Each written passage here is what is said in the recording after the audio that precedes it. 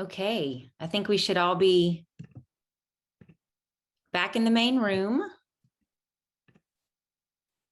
Let's just give it a second, make sure everybody makes it back.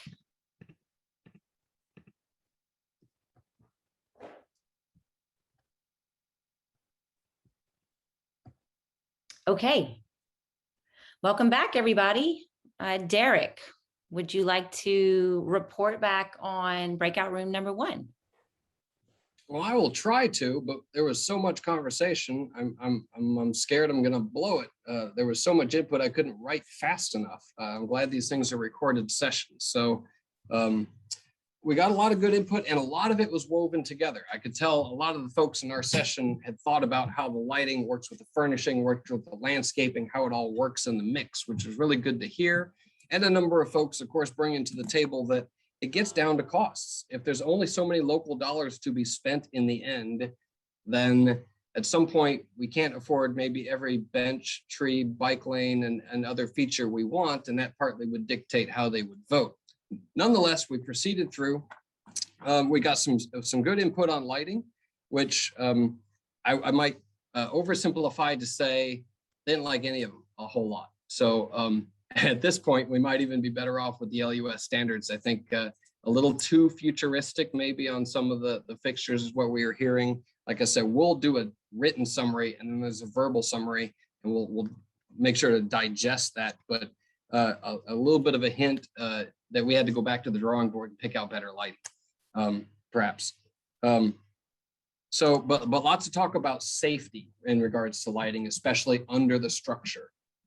Numerous times that it came up, don't let the lighting be dark in any place under the structure especially, and don't let anywhere be hidden. Nowhere hidden behind a tree, hidden behind a berm, hidden behind any part of a wall, and make sure to light all those little pockets, right?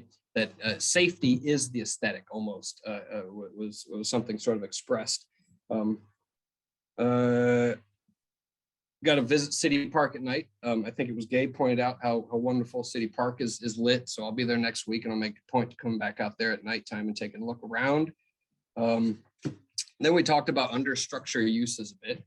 There was a good bit of talk about the rest of the plan, not our plan, but the community plan for development and what that development might look like along the corridor, what is appropriate, and that that process needs to continue to unfold with good players like Anita and LCG members participating. Lots of good talk about landscaping underneath, not just underneath, but adjacent to it, attempting to soften the visual impact of this new billion-dollar concrete thing that's in the city, by making tasteful use of whatever buffers we have for large landscaping and softening that up. Again, grasses and sedges came back up in the green infrastructure conversation, which have a really nice softening effect in the way that they move nicely with the wind and stuff. Again, adjacent to the corridor, there was some good conversation about the railroad property and some of the other properties that are essentially to the west of the interstate that would not necessarily be purchased by the DOTD, but if we're not careful, could just sit for a long time. There was talk about maybe even removing a warehouse here or there so that there's a space that could become a catalyst site for development, despite the constraints of access with the railroad and other factors. But that, the key to the success of the overall corridor for the community was partly tied to what happens on that property and trying to get that property activated, and some suggestion that maybe even DOTD is a party in that process or in that conversation. Specifically, Tina brought up a note about a connection between Macomb, Bizet, and Freetown that would be very comfortable, well lit, and that sort of thing. So I'll be taking a special look at that. Going on through the Willow conversation, I had a lot of conversation about the visitor center and the water that was sketched around that as a retention facility, whether or not it currently serves in that purpose, and how that would work. We talked a good bit about stormwater under the structure and in that Willow interchange, where we're currently showing some opportunities for surface stormwater retention and treatment. And universally, everyone encouraged it. Yes, there are references back to the 2016 floods and making sure to do whatever we can to assist with the drainage, not only caused by the structure itself, but more broadly. And with part of that being retained in the surface, you have more time for the system, which includes the Vermilion River, to deal with it all. More hours for it to slowly infiltrate and work its way back into the rest of the system. Some specific talk about plants. Andy wasn't able to give us comments. It may have had some tech problems, but we're open to getting a later call from Andy, or I'll reach out to Andy or getting something like that, because I know he's got some thoughts about that. We did have some good conversations about the plantings. A good bit, like lots of support for green infrastructure, and then lots of worries that it's going to be a giant maintenance problem. So really encouraged us to make sure that we went with species that would dominate the spaces within which they were planted, and that no one's on their hands and knees picking things out at different times and trying to make that work. Some talk about cultivars, some talk about fruit-bearing trees and where those could be used in open spaces and such, so that someone could actually pluck a lemon or an orange from a tree, perhaps at some point.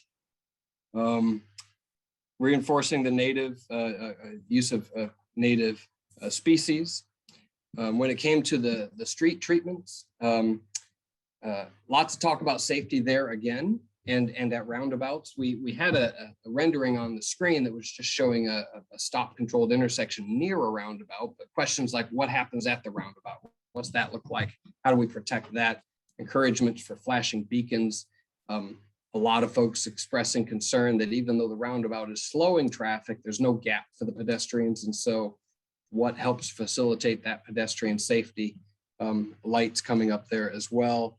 I think I may have covered all those things, and then I did a bad job as facilitator and got to the furniture with not enough time.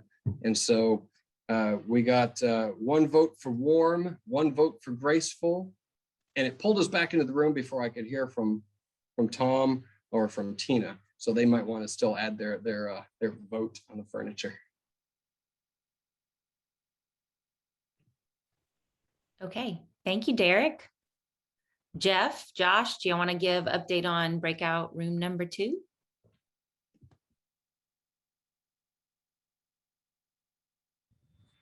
Well, I didn't take a lick of notes. Josh,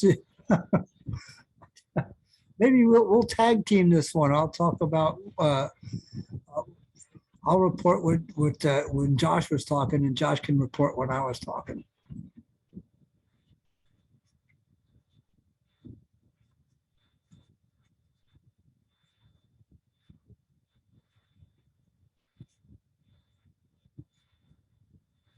Well, I'll start. Okay. Thank you, Jeff. We talked a lot about lighting again, and after we thought about it for a pretty long time, it started to make some sense in a holistic package of urban design stuff. And we talked about the long range view of a road being created for the next 30, 40, 50 years. So if you're going to create a sense of place for some place that's going to be around a long time, we thought that a package of elements, and lighting is a big one, it might be something that it would behoove the city to look at an expenditure of funds. And so we talked about lighting specifically, and then we talked about the other kits of parts that would marry with it as well. We got some feedback on style. For the boulevard, the 2 modern ones, the option B and C, were just pretty much no thanks. The one with the a little bit more traditional with the pendant fixture was, not rejected out of hand. And then for the lighting of the structure seemed to fit the architecture of the structure, so that might be, worthwhile as well. Then we talked about understructure uses, and Josh explained, or Josh could explain. Josh, you want to explain? Sorry, I didn't realize I was muted there. Yeah, okay. So the understructure, definitely a lot of comments and discussion about safety. That's kind of a commonality, but also about usability and making sure that, we're providing, this amenity, but how are people getting to it?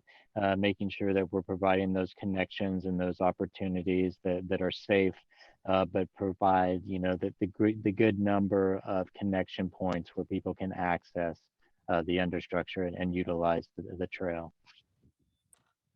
Yeah, that was a big deal. Actually, trail connections was quite important because if you have a trail that you can't get on once in a while, it's not very useful. So that was a good comment. Yeah, and then there was some support for the visitor center as well, and just being able to explore some of the asset right now that has some aesthetic value. So, is there a way that we can kind of utilize that and move forward on that as well? And then moving into green infrastructure and landscaping, a lot of good thoughts about just how we start to use it. Again, some concerns from maintenance, some discussion about native plants, but also naturalized as well, and making sure that we're really exploring all the options for plant material and making sure we're selecting things that are going to be aesthetically pleasing, but also from a maintenance standpoint aren't a tremendous burden. And then Right. go ahead, Jeff. Yeah, no, that was very important. The number one criteria is it needs as little care as possible.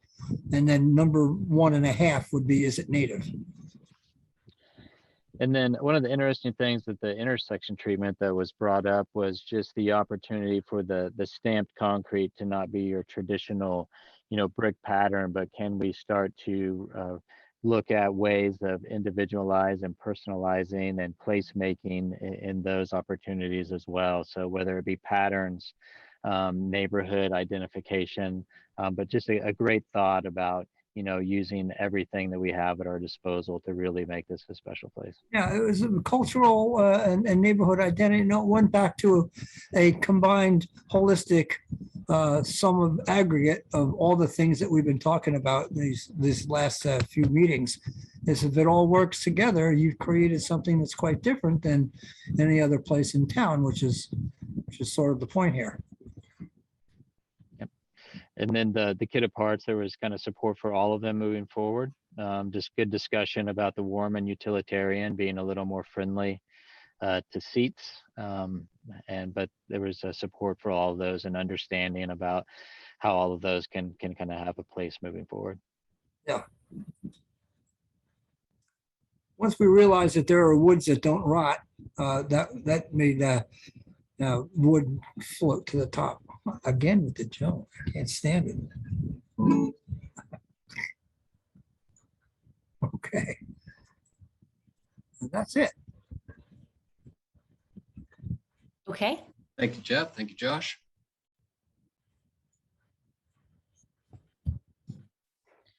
Mike put a question in the chat. I think he wants me to respond. Well, I think that the last two fixtures proposed for the thruway, which were very modern sweeping curved fixtures, both of those failed to get any real support. But the broader input was that the lighting should just be worked out in context with the other things. So as the furnishings and other treatments are moving forward, and we start to get a more cohesive design theme, the lighting should be related there too. It wasn't necessarily the LUS standard fixtures were broadly supported. It's just they didn't like a couple of the very futuristic ones that we had on screen, and said, just pick something that's going to work in the context. And then being very, since the interstate context is going to be very different from the boulevard context, and even that context is not yet fully defined, since it will be partly defined by the adjacent development.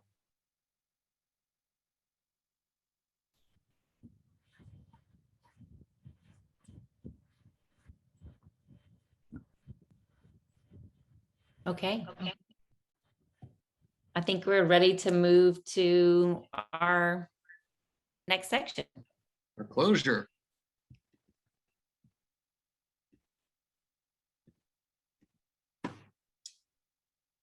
John, you're with us?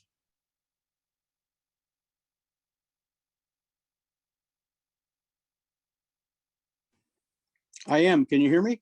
All right, we sure can. Yes, sir. Okay. I've kind of been charged with coming up with the closure for the LCAG workshop. So, and in doing that, as many of you know, I'd like to thank all of you for your participation in the Lafayette Connector Advisory Group, and for many of you, the former Community Working Group and Technical Advisory Committee, which served us very well in terms of input for the first 4 or 5 years of the CSS effort. This whole effort did start in the fall of 2015, over 6 years ago, and we've come a long way in that process.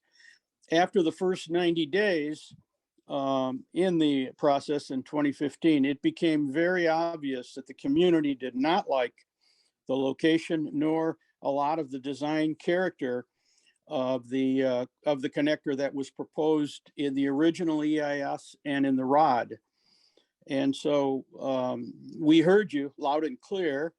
And in January of 2016, we held a day-long visioning workshop on a Saturday with a tremendous attendance, and really heard what you would like to see in terms of a vision for this corridor. We drafted 12 goals out of that vision that are still on the website, if I'm not mistaken. And we really, at that point, put together a concept refinement phase of work that was never really anticipated originally, where we could revisit the location and the design of the corridor. And as it turned out, it took about 3.5 years to do that. And working very closely with the Community Working Group, the Technical Advisory Committee, oftentimes monthly and a few times even more closely than monthly, we looked at 19 different alternatives, and you all scored those, and we ranked them and we prioritized them, and we clearly debated and discussed them. And they all touched on things such as the location and the character of I-49, how we were going to connect it to the transportation infrastructure on the ground, how we would be addressing multimodal transportation, what might the understructure uses be, and how might this corridor affect adjacent land uses.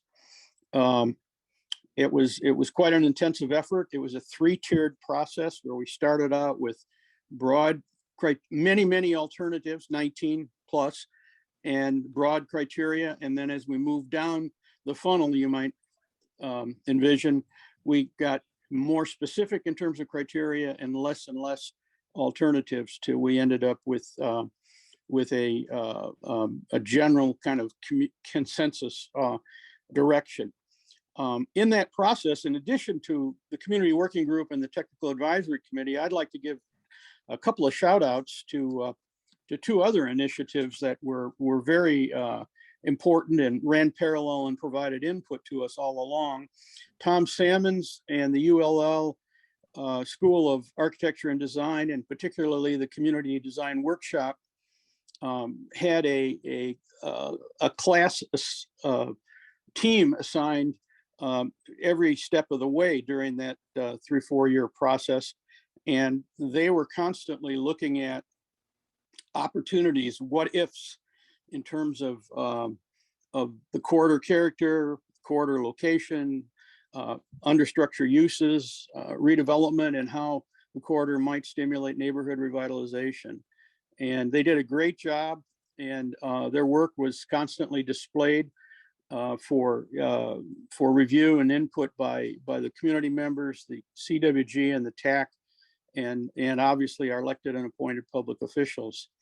The second group I'd like to give a shout out to is the LCG's Evangeline Corridor Initiative, which of course is referred to as ECI. It was funded by a grant, a Tiger grant that the city applied to the FHWA for, and they looked at a variety of the same kinds of things we were all looking at and the ULL was looking at, and very much encouraged us to study a broad range of alternatives. And that's how we got to over 19 different alternatives that we looked at. They also encouraged us to look at corridor signature design elements, which of course, as you've heard, have made their way through this process, and also look at understructure uses, adjacent land uses, and how neighborhood revitalization might occur adjacent to the corridor, taking advantage of some of the change that will occur when the corridor is built. So both of those groups were influential, and we appreciated that input, and we think it made the whole effort a better effort, and provided some means to solicit input in addition to community and stakeholder input that was very, very helpful. As a result of all of that input and the end of that concept refinement phase, we ended up with a number of significant changes, which Derek touched on at the beginning of the meeting today. The corridor moved tighter to the downtown and the rail corridor and away from the neighborhoods, particularly away from the Sterling Grove Historic District. It parallels the railroad corridor for a certain tangent within the downtown area. We removed the downtown, the big traffic interchanges that Derek had referred to earlier that covered well over 100 acres in the downtown area, and came up with the concepts of either using a boulevard, a grand boulevard corridor to replace the Evangeline Thruway, or a one-way couplet, again, rebuilt kind of as a way to replace the Evangeline Thruway, that would serve as much of a local transportation purpose as it would a regional purpose, and also serve to be a revitalization stimulus, as well as provide urban design enhancement to the overall I-49 corridor, as well as uses that the neighborhoods could take advantage of built within the corridor. So there were significant changes that came as a result of that concept refinement phase, and we're all, I think, quite proud of the fact that all that input got us to that point, and that's where we are today in terms of the broad concept that's moving forward in terms of refinement into the SEIS. So approximately 18 months ago, after we completed that concept refinement phase and kind of finalized the broader alternative here moving forward, with a couple little tweaks that we're looking at in the EIS, we initiated about 18 months ago. We initiated this process, which combined the CWG and the TAC into the LCAG, and then we initiated the 5 workshops, which were concluded just a few minutes ago. Those workshops focused on the viaduct design and character options, the potential signature elements such as bridge, signature bridge and gateways, the understructure use options, the Grand Boulevard, focused in really on the Grand Boulevard as opposed to the couplet, and how that might be that parallel design element that serves the regional transportation function by providing access to the corridor, but also serves as a Grand Boulevard within the city, connecting the neighborhoods, paralleling downtown, and really placemaking in terms of opportunities for redevelopment that's compatible with both the downtown to the west and the neighborhoods to the east. So I would like to thank you all again and remind you that although we are winding down the CSS process and will be moving on with all of the work and the ideas that culminated tonight in terms of preparing a design standards manual moving forward, that there are going to be a number of avenues for continued stakeholder involvement and community participation. Those include the SEIS process, which is moving forward in a big way, and that will include public meetings and workshops. The Section 106 process in the Sterling Grove and Freetown Puerto Rico historic districts, which include continued community consultation on minimizing any impacts from the corridor, and obviously enhancing those historic districts as the project moves forward. And of course, and it kind of really was summarized a few minutes ago as you went through all of these various urban design options. The city council will be deliberating intensively, we anticipate, as well as one Acadiana and others, as to which of all of these enhancements and urban design improvements that could be part and parcel of the project can go forward, and which can be funded jointly in a partnership fashion. And as those partnership opportunities get debated, we think it's going to be very, very important for the community residents and stakeholders to be involved in that debate, because you've been through all of this over the last 5 years. You understand all of this, and you will bring a lot to the table in terms of helping set those priorities forward and attach them to the overall I-49 Lafayette connector. And lastly, I'd also like to thank the other key team members on the LCP team that really have supported in a big, big way the CSS process. And that includes Task 4 roadway, Task 7 communications, Task 8 structures, and Task 10 environmental. Again, thank you for all of your participation. We wouldn't have been able to do it without you guys. And again, thanks everybody for your involvement. This has been a long process, but we've made big changes. I think we've come a long way. There's still going to be more opportunities for discussion going forward. And we still need to bring all these to fruition and work with DOTD in developing a phased construction program to implement them. Thank you very much.